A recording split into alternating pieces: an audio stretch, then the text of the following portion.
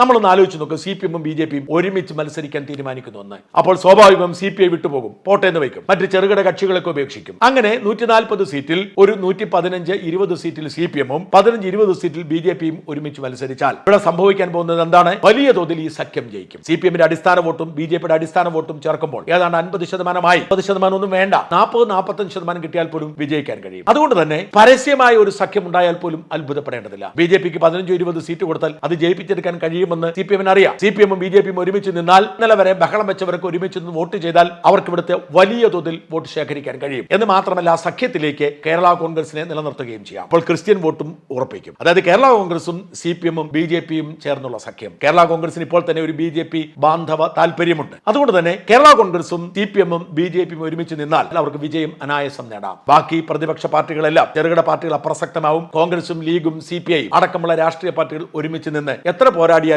CPM-BJP സഖ്യത്തെ തോൽപ്പിക്കാൻ കഴിയില്ല. 10-15% വോട്ടുള്ള BJP സഖ്യം CPM-നൊപ്പം ചേർന്നാൽ സ്വാഭാവികമായും CPM സഖ്യത്തിനായിരിക്കും വിജയം. CPM-ഉം കോൺഗ്രസും കഴിഞ്ഞാൽ ഏറ്റവും അധികം അണികളുള്ള പാർട്ടി BJP ആണ് എന്ന് മറക്കരുത്. ഇനി പരസ്യമായ ഒരു സഖ്യം അത്ര എളുപ്പമായി വരില്ല. അതിന് ചില നൂലാമാലകളോടൊക്കെ പതിയെ അത് സാധ്യമാകും. പക്ഷെ അത്ര എളുപ്പമായി വരില്ല. അങ്ങനെയെങ്കിൽ രഹസ്യ സഖ്യമാവാം. പരസ്യമായി CPM ഒരുമിച്ച് നിൽക്കുന്നു, ചില കക്ഷികളെയൊക്കെ തള്ളുന്നു, എന്നാൽ രഹസ്യമായി അവർ തമ്മിൽ ധാരണയിലെത്തുന്നു. ചിലയിടങ്ങളിൽ CPM-നെ BJP സഹായിക്കുന്നു, ചിലയിടങ്ങളിൽ BJP-യെ CPM സഹായിക്കുന്നു. അത്തരമൊരു ധാരണ വന്നാൽ അനായാസമായി മുമ്പ് പറഞ്ഞതുപോലെ സംഭവിക്കാം. മുസ്ലിം ഭൂരിപക്ഷ ജമ്മു കാശ്മീരിലെ രാഷ്ട്രീയ പാർട്ടികൾക്ക് BJP-യുടെ സഖ്യമുണ്ടാക്കാൻ കഴിയുമെങ്കിൽ ഇപ്പോഴത്തെ ഏറ്റവും വലിയ മോദി വിരുദ്ധ, BJP വിരുദ്ധ, ഫാസിസ്റ്റ് വിരുദ്ധ പാർട്ടി എന്ന് പറയുന്ന തൃണമൂൽ കോൺഗ്രസിനെ BJP മന്ത്രിസഭയുടെ ഭാഗമാവാൻ കഴിയുമെങ്കിൽ CPM-നും അത് സാധിക്കും. CPM-നെ പോലെ ഇലാസ്റ്റിക് പോലെ വഴങ്ങുന്ന ഒരു പാർട്ടിക്ക് എന്തും സാധ്യമാണ്. ഇതൊന്നും നടക്കില്ല എന്ന് പറഞ്ഞ് ആരും കൈയൊഴിയേണ്ട. പിണറായി വിജയനെ പോലെ തന്ത്രജ്ഞനായ ഒരു നേതാവിന് ഒരിക്കൽ കൂടി മുഖ്യമന്ത്രി കസേരയിൽ ഇരിക്കാൻ ഏതറ്റം വരെ പോകാൻ അറിയാം. അതിനനുസൃതമായി ഈ പാർട്ടിയെ മാറ്റിയെടുക്കാൻ അറിയാം. അതിനനുസൃതമായി ഇവിടുത്തെ